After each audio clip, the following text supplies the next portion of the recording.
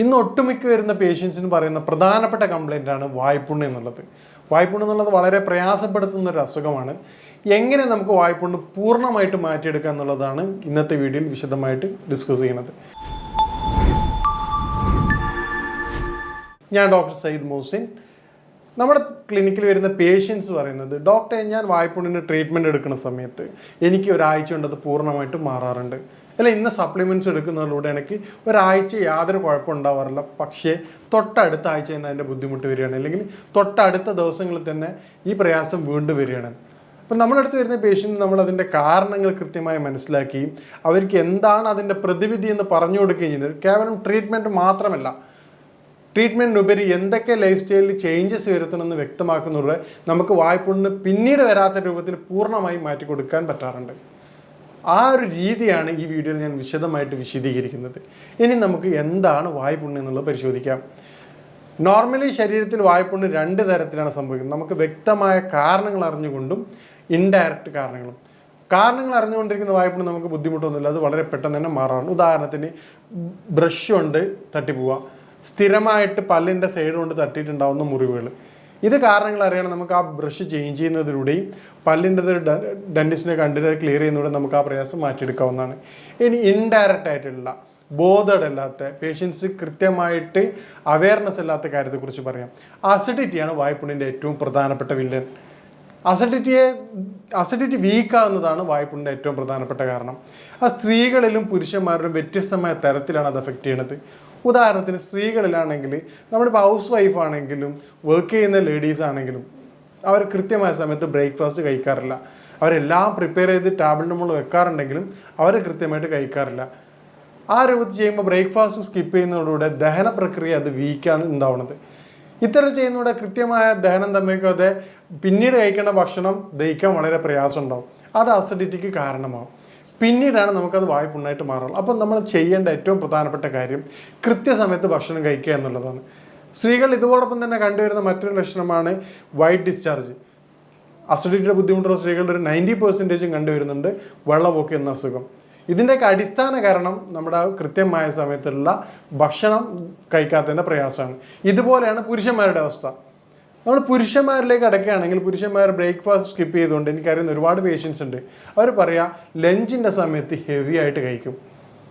അത് ശരീരത്തിന് ഓവർലോഡ് കൊടുക്കുകയും ഓൾറെഡി ദഹന പ്രക്രിയ വീക്കായിരിക്കുന്ന വ്യക്തിയായിരിക്കും. നമ്മൾ മനസ്സിലാക്കേണ്ടത്, നമ്മൾ കഴിക്കണ മീറ്റ് ആയാലും നമ്മൾ അത്രയും ഹാർഡായ സബ്ജക്റ്റ് പോലും പൊറോട്ട ആയാലും അത് ബോഡി വളരെ സിമ്പിളായിട്ട് ഡൈജസ്റ്റ് ചെയ്യണത് നമ്മുടെ അത്രയും സ്ട്രോങ് ആയിട്ടുള്ള ആസിഡിൻ്റെ പവർ കൊണ്ടാണ്.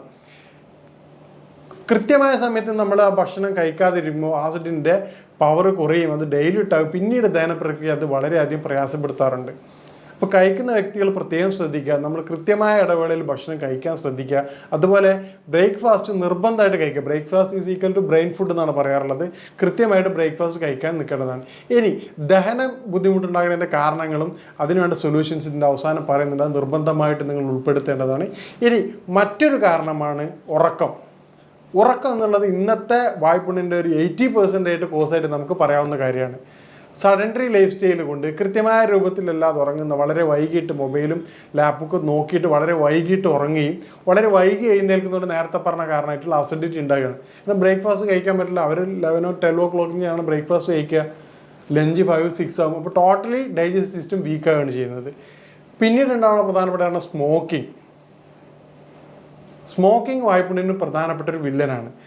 പിന്നീട് ചില മെഡിസിൻസ് കഴിക്കുമ്പോൾ സൈക്കാട്രി മെഡിസിൻസ് അല്ലെങ്കിൽ കണ്ടിന്യൂസ് ആയിട്ട് കഴിക്കേണ്ട മെഡിസിൻസ് ഈ ബുദ്ധിമുട്ടുകൾ സൃഷ്ടിക്കാറുണ്ട്. ഇത്തരത്തിൽ ബുദ്ധിമുട്ടുള്ള പേഷ്യൻസ് ആണെങ്കിൽ അവർ കൺസൾട്ട് ചെയ്യുന്ന ഡോക്ടറോട് പറഞ്ഞിട്ട്, ഡോക്ടർ ഈ ബുദ്ധിമുട്ടുണ്ടാകും, നമ്മൾ ഡോക്ടർ ആ മെഡിസിൻ ചേഞ്ച് ചെയ്ത് പ്രയാസമില്ലാത്ത മെഡിസിൻസ് അവർക്ക് പ്രിസ്ക്രൈബ് ചെയ്ത് കൊടുക്കുന്നതാണ്. പിന്നീടുള്ള പ്രധാനപ്പെട്ട വിഷയമാണ് നേരത്തെ പറഞ്ഞതുപോലെ ഉറക്കം പോലെ തന്നെ പ്രധാനപ്പെട്ട വിഷയമാണ് ഭക്ഷണ രീതി. ഉദാഹരണത്തിന് രാത്രി കാലങ്ങളിലൊക്കെ സ്പൈസി ഫുഡും ഈ പറഞ്ഞ ഹെവി ദഹിക്കാൻ ബുദ്ധിമുട്ടുള്ള ഭക്ഷണം കഴിച്ച് കിടന്നുറങ്ങുക. ഒരു 12 മണിക്ക് പോയിട്ട് ഫുഡ് കഴിക്കുക, 12:30 പോയി കിടന്നുറങ്ങുക. അപ്പോൾ യാതൊരു ആക്ടിവിറ്റി കുറവുള്ള സമയത്ത് ഹെവി ഫുഡ് കഴിക്കുകയും അത് ഡൈജസ്റ്റ് ചെയ്യാൻ ബോഡിക്ക് നല്ല ഹെവി റിസ്ക്കാണ്. അപ്പോൾ ഇത്തരത്തിൽ ചെയ്യുമ്പോൾ എന്ത് ചെയ്യും, നമ്മുടെ ഡൈജഷൻ വളരെയധികം വീക്കാവുകയും പിന്നീട് അത് അസിഡിറ്റിക്ക് കാരണം ചെയ്യും. ഈ പറഞ്ഞ കാരണങ്ങൾ നമ്മൾ കൃത്യമായിട്ട് മനസ്സിലാക്കിയിട്ടില്ലെങ്കിൽ ഇത് വായ്പുണ്ണ് തുടർച്ചയായി വരുന്നതാണ്. ഇനി വായ്പുണ്ണും ക്യാൻസറും ഇന്ന് കോമൺ ആയി കണ്ടുവരുന്ന ക്യാൻസറാണ് മൗത്ത് ക്യാൻസർ. അപ്പോൾ അത് എങ്ങനെ ഐഡൻറ്റിഫൈ ചെയ്യുക, തിരിച്ചറിയുക എന്നുള്ളതാണ് ഇനി അടുത്ത് സംസാരിക്കുന്നത്. Normally 90% വായ്പുണ്ണും normal വായ്പുണ്ണാണ്. 10% മാത്രമേ വളരെ റെയർ ആയിട്ട് ക്യാൻസർ ഉണ്ടാവാറുള്ളൂ. അപ്പോൾ ക്യാൻസർ ഉണ്ടാവുന്ന വായ്പുണ്ണ് എങ്ങനെ എളുപ്പം തിരിച്ചറിയുക എന്നുള്ളതാണ് സംസാരിക്കുന്നത്. നോർമലി വായ്പുണ്ണ് വിത്തിൻ 1 വീക്ക് കൊണ്ട് തന്നെ നല്ല ഹീലിംഗ് വരേണ്ടതാണ്. 3 ആഴ്ചയിൽ കൂടുതലും നമ്മുടെ വായ്പുണ്ണ് ഉണങ്ങിയിട്ടില്ലെങ്കിൽ നിർബന്ധമായിട്ടും നിങ്ങൾ സംശയിക്കേണ്ടതാണ്, ഉടനെ ഒരു വൈദ്യസഹായം തേടേണ്ടതാണ്. അതുപോലെ തന്നെ നമ്മുടെ ലിംഫിനോട് കഴുത്തിലുള്ള കയലയുടെ വീക്കം വായ്പുണ്ണിനോടനുബന്ധിച്ച് വന്നിട്ടുണ്ടെങ്കിൽ നിർബന്ധമായിട്ടും ഡോക്ടറെ നിങ്ങൾ കൺസൾട്ട് ചെയ്യേണ്ടതാണ്.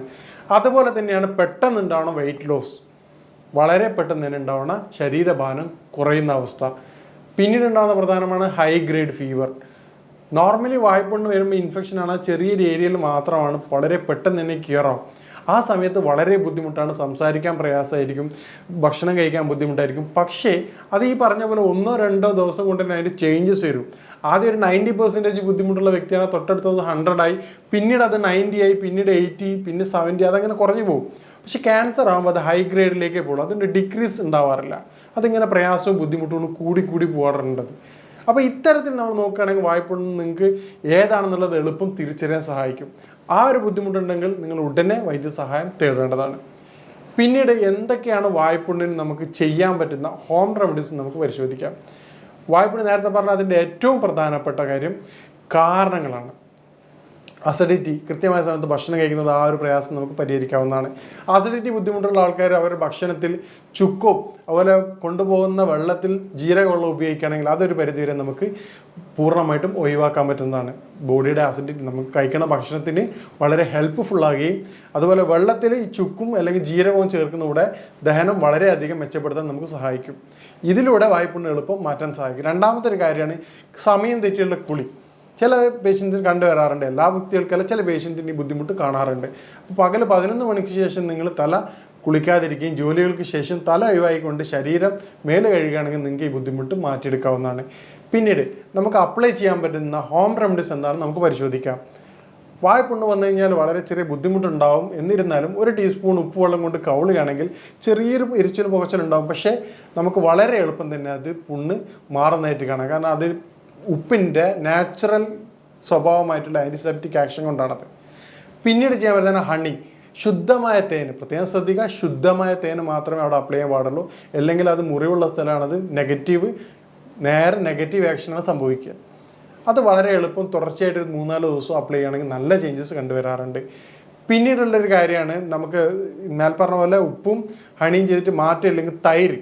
ഭക്ഷണത്തിൽ നമ്മൾ തൈര് കൂടുതലായിട്ട് ഉപയോഗിക്കുകയാണെങ്കിൽ അത് തൈരിൻ്റെ ഏറ്റവും പ്രത്യേകത എന്താണെന്ന് പറഞ്ഞാൽ നേരത്തെ പറഞ്ഞ പോലെ കുടലിൽ ശുദ്ധമായ ബാക്ടീരിയ, ഗുഡ് ബാക്ടീരിയസിൻ്റെ ദഹിക്കാൻ എളുപ്പമുള്ള ബാക്ടീരിയസിനെ വളരെയധികം വർദ്ധിപ്പിക്കുന്ന ഒരു ഫുഡാണ് തൈര്. അതുപോലെ ഇമ്മ്യൂണിറ്റി ബൂസ്റ്ററും കൂടിയാണ്. അപ്പോൾ വളരെ എളുപ്പം വൂണ്ട് ഹീലിങ്ങിന് സഹായിക്കും, ദഹനം മെച്ചപ്പെടുത്താനും സഹായിക്കും. അപ്പോൾ തൈര് നമ്മൾ ഉൾപ്പെടുത്തുകയാണെങ്കിൽ വളരെ എളുപ്പം തന്നെ പുണ്ണ് കുറയാനും അതുപോലെ വായ്പുണ്ണ് മാറാനും സഹായിക്കുന്നതാണ്. ഈ മേൽപ്പറഞ്ഞ കാര്യങ്ങൾ നമ്മൾ ശ്രദ്ധിക്കുന്നതിലൂടെ വായ്പുണ്ണ് എന്നുള്ള ബുദ്ധിമുട്ട് നിങ്ങൾക്ക് പിന്നീട് വരാത്ത രൂപത്തിൽ പൂർണ്ണമായിട്ടും മാറ്റിയെടുക്കാവുന്നതാണ്. പിന്നീട് നമുക്ക് ചെയ്യാൻ പറ്റുന്ന കാര്യമാണ് മാതള നാരങ്ങയുടെ ജ്യൂസ്. അത് രാവിലെ വെറും വയറ്റിൽ അത് കഴിക്കുകയാണെങ്കിൽ അത് നമ്മുടെ ദഹന പ്രക്രിയയെ വളരെയധികം മെച്ചപ്പെടുത്തുകയും ഈ വായ്പുണ്ണിന് കാരണമായിട്ടുള്ള കാര്യങ്ങൾ നമുക്ക് ഒഴിവാക്കിയെടുക്കാവുന്നതാണ്. പിന്നീട് നമ്മൾ വായ്പുണ്ണ് വരുന്ന സമയത്ത് പ്രധാനമായിട്ട് ശ്രദ്ധിക്കേണ്ട കാര്യം സിട്രസ് ആയിട്ടുള്ള ഫ്രൂട്ടുകൾ, പുളിപ്പുള്ള ഫ്രൂട്ടുകൾ നിർബന്ധമായിട്ട് അത് ഒഴിവാക്കേണ്ടതാണ്. പിന്നീടുള്ള കാര്യം സ്മോക്കിങ്, പിന്നെ അതുപോലെ നമ്മുടെ ശീലങ്ങൾ, നേരത്തെ പറഞ്ഞതുപോലെ കൃത്യമായ ശീലങ്ങൾ ഉറപ്പുവരുത്തുകയും കാര്യങ്ങൾ ശ്രദ്ധിക്കുകയാണെങ്കിൽ നമുക്ക് വായ്പുണ്ണ് എന്നുള്ള അസുഖം നമുക്ക് പൂർണ്ണമായിട്ടും മാറ്റിയെടുക്കാവുന്നതാണ്. നമ്മുടെ വിശദീകരിച്ചതുപോലെയുള്ള എന്താണ് വായ്പുണ്ണ് എന്നുള്ളതും എന്താണ് അതിൻ്റെ കാരണങ്ങളുള്ളതും അതുപോലെ ഏത് രൂപത്തിൽ നമുക്കത് പ്രതിരോധിക്കാം എന്നുള്ളതാണ് നമ്മൾ ഈ വീഡിയോയിൽ വിശദമായി വിശദീകരിച്ചത്. ഈ രൂപത്തിലാണ് വായ്പുണ്ണിനുള്ള ട്രീറ്റ്മെൻറ്റ് നമ്മൾ ക്ലിനിക്കുകളിൽ കൊടുക്കുന്നത്. ഇത്തരത്തിലാണ് നമ്മൾ പേഷ്യൻ്റ് അത് വീണ്ടും വരാതെ പൂർണ്ണമായിട്ടും മാറാനാണ് സഹായിക്കുന്നത്. നിങ്ങൾക്കും ഈ പറഞ്ഞ കാര്യങ്ങൾ ശ്രദ്ധിക്കുകയാണെങ്കിൽ വായ്പുണ്ണ് വീണ്ടും വരാതെ ബുദ്ധിമുട്ടിക്കാത്തത് പൂർണ്ണമായിട്ടും മാറ്റിയെടുക്കാൻ കഴിയുന്നതാണ്. ഇനി നിങ്ങൾക്കും ഇതുമായിട്ട് ബന്ധപ്പെട്ട കാര്യങ്ങൾക്കും സംശയങ്ങൾക്കും ബന്ധപ്പെടാവുന്നതാണ്. ഇനി മറ്റൊരു വിഷയമായിട്ട് കാണാം. താങ്ക്സ്.